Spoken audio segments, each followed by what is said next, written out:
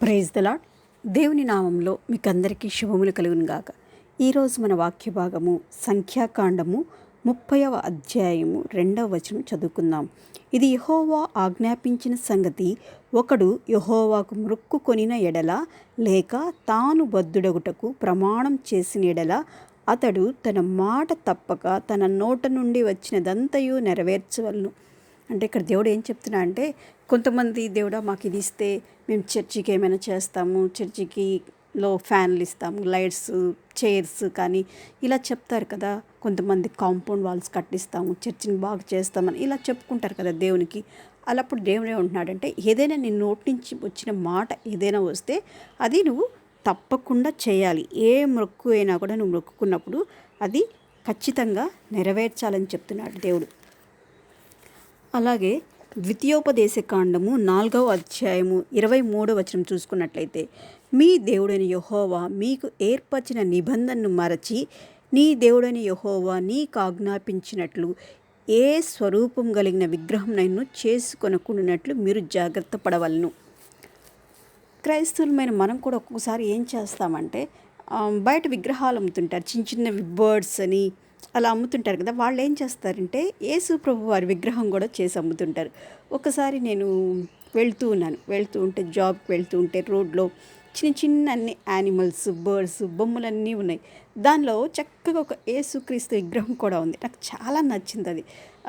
చాలా బాగుంది ఇది అని చెప్పేసి దేవుడి విగ్రహం. నేను ఏమనుకున్నానంటే ఇది దేవుని విగ్రహం ఇంట్లో ఉండాలనుకొని రిటర్న్లో నేను ఆగి ఆ విగ్రహం కొనుక్కొని తీసుకొచ్చుకొని ఇంట్లో పెట్టుకున్నాను, షోకేస్లో పెట్టుకున్నాను. కానీ దేవుడు ఏం చెప్తున్నా అంటే, విగ్రహం అనేది పెట్టుకోకూడదు అని చెప్తున్నారు కదా. మనం పొరపాటు చేస్తూ ఉంటాం. దేవుని విగ్రహం బాగుందని తీసుకొచ్చి పెట్టుకున్నా, తర్వాత నేను తెలిసిన తర్వాత దాన్ని తీసేసాను నేను.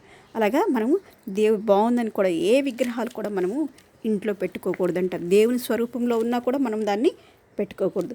అలాగే ద్వితీయోపదేశకాండము 5వ అధ్యాయము 7వ వచనం చూసినట్లయితే, నేను తప్ప వేరొక దేవుడు నీకు ఉండకూడదు.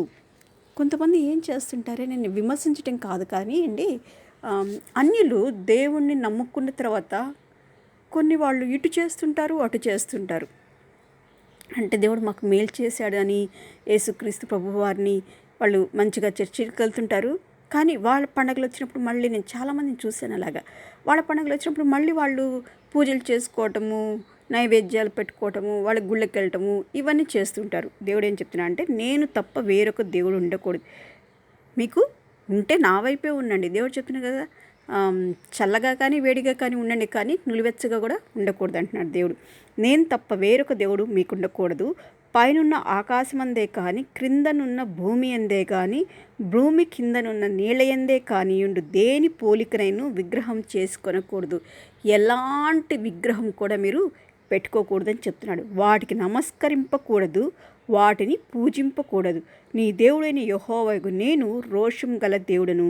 నన్ను ద్వేషించు వారి విషయంలో 3-4 తరముల వరకు తండ్రుల దోషమును కుమారుల మీదకి రప్పించుచు, నన్ను ప్రేమించి నా ఆజ్ఞలను గైకొని వారి విషయంలో 1000 తరముల వరకు కరుణించువాడనై ఉన్నాను.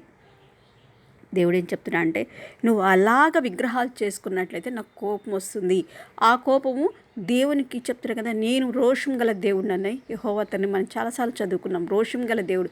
అలాంటి రోషం గల దేవుడికి కనుక మనం కోపం తెప్పిస్తే 3-4 తరముల వరకు కూడా ఆ కోపం ఉంటుందంట. అదే మనం ఆయన ఆజ్ఞలకు లోబడి ఆయనకి ఇష్టంగా మనం ఉంటే ఆ ఆశీర్వాదము 1000 తరముల వరకు కూడా ఉంటుందంట. దేవుడు మిమ్మల్ని దీవించి ఆశీర్వదించి కాపాడును కాక. ఆమేన్.